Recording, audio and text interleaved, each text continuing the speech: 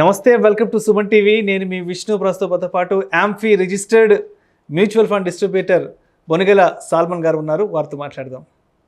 నమస్తే సాల్మన్ గారు. నమస్తే అండి విష్ణు గారు. సాల్మన్ గారు, అసలు ఫైనాన్షియల్ ప్లానింగ్ అంటే ఏంటి? ఈ ఫైనాన్షియల్ ప్లానింగ్లో భాగంగా health insurance, life insurance, investments అనేవి అసలు ఎందుకు చేసుకోవాలంటారు? సో వాటి ఇంపార్టెన్స్ ఏంటనేది మా ఆడియన్స్కి క్లియర్గా ఎక్స్ప్లెయిన్ చేయగలగాలి. విష్ణు గారు మంచి క్వశ్చన్ అడిగారు. ఇప్పుడు ఉన్న యూత్కి ఒక 25 ఇయర్స్లో ఒక యూత్ జాబ్ స్టార్ట్ చేస్తే సపోజ్ అతనికి ఒక 25,000 30,000 మంత్లీ వస్తుంది అనుకోండి విష్ణు గారు. అతని మీద వాళ్ళ కుటుంబం ఆధారపడి ఉంటుంది. 30,000 అంటే పర్ యానము 3,60,000, సుమారుగా 4 lakhs. మనకి క్యాల్కులేషన్ ఈజీగా ఉంటా అని చెప్తున్నాను. ఇంకా 30 ఇయర్స్ పాటు అతనికి జాబ్ చేసే అవకాశం ఉంది. అంటే 25 ఇయర్స్ అంటే 35 ఇయర్స్ అంటే 10 ఇయర్స్కి ఇయర్కి 4 lakhs అంటే 10 ఇయర్స్కి 40 lakhs, 30 ఇయర్స్కి 1,20,00,000, ఇంకొక 5 ఇయర్స్ యాడ్ చేస్తే ఇంకొక 1,40,00,000 lakhs అతను నెక్స్ట్ 35 ఇయర్స్లో ఎర్న్ చేస్తారు. జాబ్ పెరగకుండా ఉంటే చెప్తున్నాను నేను, జాబ్ యొక్క శాలరీ పెరగకుండా ఉంటే 1,50,00,000. ఎవ్రీ ఇయర్ 10% అలా పెరిగితే ఒక 2 crore 3 crore వరకు కూడా వెళ్తుంది.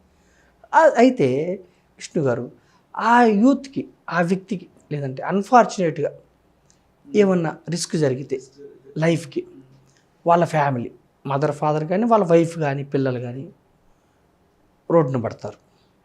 అందుకని ఇన్సూరెన్స్ అనేది ఎప్పుడు మన యొక్క ఎర్నింగ్కి పరాణం వేసి మళ్ళీ రిటైర్మెంట్ ఏజ్ వరకు చూసి దానికి ఎంత అవుతుందో దానికి మనం అలా క్యాల్కులేట్ చేసుకోవాలి. అంటే ఎప్పుడైనా సరే మనం టర్మ్ ప్లాన్కి వెళ్ళాలి. ఇన్సూరెన్స్ ట్రెడిషనల్ ప్లాన్స్ అంటే రిటర్న్స్ వచ్చే ప్లాన్స్కి వెళ్తే ప్రీమియం ఎక్కువ పడుతుంది. ₹1,00,000కి 500 పడుతుంది.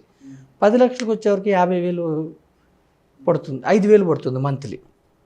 ₹1,00,000 అంటే 50,000 పడుతుంది మంత్లీ. అంత చేయలేం.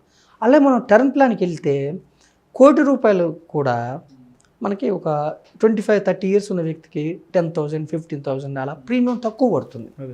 అయితే insurance policy term plan 50 lakhs 1 crore ఇచ్చే ముందు వాళ్ళకి ఆదాయం ఉందా లేదా, form 16, income tax returns, pay slips అన్నీ చూస్తారు. చూసి ఎలిజిబిలిటీ అయితే ఇస్తారు. మనం టర్మ్ ప్లాన్ తీసుకున్నప్పుడు ఏది దాయకూడదు. స్మోక్ చేసేటప్పుడు స్మోక్ అని చెప్పాలి, డ్రింక్ చేస్తే డ్రింక్ అని చెప్పాలి, ఏమన్నా ఇంతకుముందు ఏమన్నా ప్రాబ్లమ్స్ చెప్పాలి. అప్పుడు క్లెయిమ్ ఈజీగా ఉంటుంది. అంటే insurance, life insurance is most important for a person. ఎందుకంటే వాళ్ళ ఫ్యామిలీ రోడ్డును పడకుండా ఉండటం కోసం సఫిషియెంట్ ఇన్సూరెన్స్ తీసుకోవాలి. మన ఇండియాలో చాలామంది ఇన్సూరెన్స్ తీసుకుంటున్నారు కానీ సఫిషియెంట్ ఇన్సూరెన్స్ తీసుకోవట్లేదు. మనం ఏం చేస్తాము, సపోజ్ కారు కొంటే ఆల్టో కారుకి ఒక ప్రీమియం కడతాం, బెంజ్ కారు ఆడి కారుకి ఒక ప్రీమియం ఉంటుంది. మరి రెండింటికి సేమ్ ఉంటుందా? చూడండి, మీరు గమనించండి. ఆడి కారు, బెంజ్ కారు కాస్ట్ ఎక్కువ కాబట్టి ప్రీమియం ఎక్కువ ఉంటుంది, వచ్చే ఇన్సూరెన్స్ కవరేజ్ ఎక్కువ. మరి అలాంటప్పుడు మనం కూడా మన ఎర్నింగ్ని బట్టి 25,000 ఉన్న వాళ్ళు ఒక సమ్ ఇన్సూర్డ్ తీసుకోవాలి, నెలకి 1 lakh వచ్చేవాళ్ళు క్రోర్స్లో తీసుకోవాలి, నెలకి 5 lakhs వచ్చేవాళ్ళు ఇంకా ఎక్కువ తీసుకోవాలి. మనం ఏం చేస్తామంటే తెలియక లెస్ ఇన్సూరెన్స్ తీసుకుంటాం. రెండోది విష్ణు గారు, ఇప్పుడు మనము ఇన్వెస్ట్మెంట్ చేస్తాం. సపోజ్ 2,000 5,000 మంత్లీ అలా చేస్తే మనం హెల్త్ ఇన్సూరెన్స్ తీసుకోకపోతే ఫ్యామిలీ, నేనే ఉన్నాను సపోజ్ మా పాప బాబు ఉన్నారనుకోండి, ఎప్పుడన్నా హాస్పిటల్ అడ్మిట్ అయితే నేను హెల్త్ ఇన్సూరెన్స్ లేకపోతే నేనేం చేస్తాను, నా ఇన్వెస్ట్మెంట్ తీసేస్తాను. నా పిల్లల కంటే ఎక్కువ ఎవరండి, లేదంటే మా మదర్ ఫాదర్కు బాగాలేదనుకోండి వాళ్ళ కోసం తీసేస్తాను. అంటే నా ఇన్వెస్ట్మెంట్ గోల్ పక్కకి వెళ్ళిపోతుంది ఎప్పుడు హెల్త్ ఇన్సూరెన్స్ లేకపోతే. ప్రతి వ్యక్తికి లైఫ్ ఇన్సూరెన్స్ ఉండాలి, మనకేం కాకపోతే పర్వాలేదు. అలాగే హెల్త్ ఇన్సూరెన్స్ ఉండాలి. హెల్త్ ఇన్సూరెన్స్ ప్రతి వ్యక్తికి సఫిషియెంట్గా ఉండాలి. 5 lakhs 10 lakhs 15 lakhs ఉండాలి. ఎందుకంటే అన్ఫార్చునేట్ కండిషన్స్లో యాక్సిడెంట్స్ కానీ ఇంకేమన్నా కానీ మన యొక్క సేవింగ్స్ వాష్అవుట్ అవ్వకుండా, మన ఇన్వెస్ట్మెంట్ వాష్అవుట్ అవ్వకుండా హెల్త్ ఇన్సూరెన్స్ కూడా ఉండాలి ప్రతి వ్యక్తికి. ఈ రెండు ఉన్న తర్వాత ఇన్వెస్ట్మెంట్ ఉండాలి. ఇన్వెస్ట్మెంట్ ఎందుకు? ఇన్ఫ్లేషన్, మన డబ్బు విలువ తగ్గిపోతుంది కాబట్టి ఇన్ఫ్లేషన్ బీట్ చేయడానికి ఇన్వెస్ట్మెంట్ ఉండాలి. ఇన్వెస్ట్మెంట్ ఎలా ఉండాలి? మనకు వచ్చే ఇన్కమ్లో అట్లీస్ట్ 20% 20-25%. సపోజ్ ₹1,00,000 వస్తే 25,000, 50,000 వస్తే అందులో సగం 20-25% మనం ఇన్వెస్ట్మెంట్ చేయాలి. మ్యూచువల్ ఫండ్ సిప్ కానీ ఇంకొకటి కానీ. Mutual fund SIP asset create చేస్తుంది, వెల్త్ క్రియేట్ చేస్తుంది. ఓకేనా విష్ణు గారు? అయితే మనం చాలామంది మన ఇండియన్ పీపుల్ చాలామంది చేసే మిస్టేక్ ఏంటంటే ఖర్చుల తర్వాత ఇన్వెస్ట్మెంట్ చేద్దాం అనుకుంటారు. వారెన్ బఫెట్ గారు ఏం చెప్పారంటే ముందు ఇన్వెస్ట్మెంట్ చేసిన తర్వాత వచ్చింది నీదనుకొని ఖర్చు పెట్టండి అని చెప్తారు. ఎందుకంటే ఖర్చుల తర్వాత చేయాలనుకుంటే మనకి మిగలకపోవచ్చు. సపోజ్ నాకు ఒక 20,000 వస్తుంది అనుకోండి, 30,000 వస్తుంది అనుకోండి, ఒక 2-3,000, 4,000 ఇంకెక్కువ పెట్టాలి. 20-25% అంటే ఎక్కువ. అది ఇన్వెస్ట్మెంట్ చేసిన మిగతా డబ్బుల్లో నేను చేసుకుంటే నాకు వెల్త్ క్రియేట్ అవుతుంది. ఓకేనా విష్ణు గారు? ఇంకొక సూత్రం ఆయన ఏం చెప్పారంటే ఎవరైతే సంపాదించేటప్పుడు ఇన్వెస్ట్మెంట్ చేయకుండా ఉంటారో అంటే వాళ్ళు జీవితకాలం కష్టపడాలి. అంటే మనం నిద్రపోతున్నప్పుడు కూడా మన ఇన్వెస్ట్మెంట్ చేసే మనకు డబ్బుని సంపాదించి పెట్టాలి. ఇప్పుడు నేను షేర్స్ మ్యూచువల్ ఫండ్స్ కొన్నాను అనుకోండి, నేను నిద్రపోతున్నప్పుడు కూడా నా యొక్క డబ్బు షేర్స్లో మ్యూచువల్ ఫండ్స్లో ఇన్వెస్ట్ చేయడం వల్ల నా తరపున వేరే వాళ్ళు పనిచేస్తున్నారు.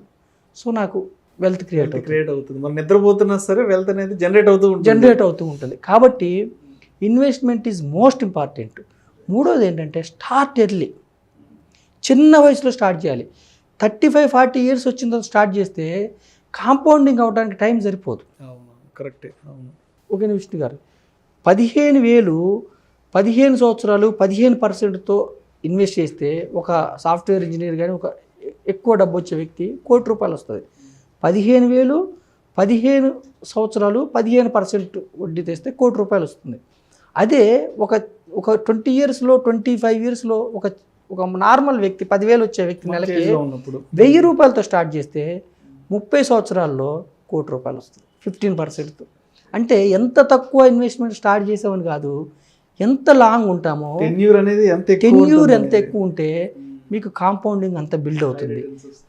అదే వారెన్ బఫెట్ గారి సూత్రం మన ఐన్స్టీన్ గారు చెప్పారు. ఆయన బఫెట్ గారు కూడా చెప్తారు compounding is the 8th wonder of the world. Einstein గారు చెప్పారు.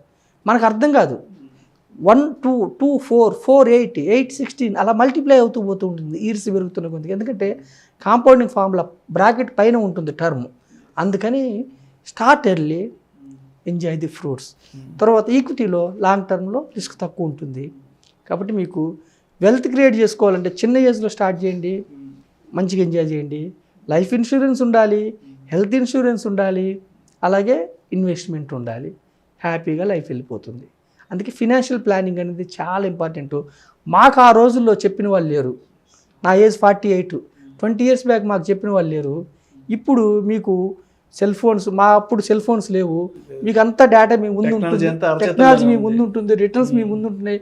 మాకు 20 years బ్యాక్ సెన్సెక్స్ రిటర్న్స్ మేము అవి చూసుకోవడానికి మాకు అంత అవగాహన లేదు. మీకు ప్రతిదీ అవగాహన ఉంటుంది. మాలాంటి వాళ్ళు చెప్తున్నాము, యూట్యూబ్ ఛానల్ చెప్తున్నాము. మీ ఏజ్ వాళ్ళు, మీ యూత్, మీకు చాలా మేలు కలుగుతుంది. ఫినాన్షియల్ ప్లానింగ్ చేసుకోండి. Financial education is most important. చాలా చాలా చక్కగా వివరించారు అసలు ఫైనాన్షియల్ ప్లానింగ్ అంటే ఏంటి. సో ఆ ఫైనాన్షియల్ ప్లానింగ్లో హెల్త్ ఇన్సూరెన్స్ అనేది ఎలా ఉండాలి, లైఫ్ ఇన్సూరెన్స్ అనేది ఎలా ఉండాలి, ఇవి రెండు కానీ చేసుకోకపోతే మన లాంగ్ టర్మ్ ఇన్వెస్ట్మెంట్స్ అనేవి ఎలా డిస్టర్బ్ అవుతాయి, ఎలా వాష్ అవుట్ అవుతాయి అనే విషయాల గురించి నిజంగా చాలా సవివరంగా వివరించారు సార్. థ్యాంక్ యూ విష్ణు గారు. మాకు ఈ అవకాశం ఇచ్చినందుకు మీకు సుమన్ టీవీ యాజమాన్యానికి కృతజ్ఞతలు. Thank you sir. Thank you so much.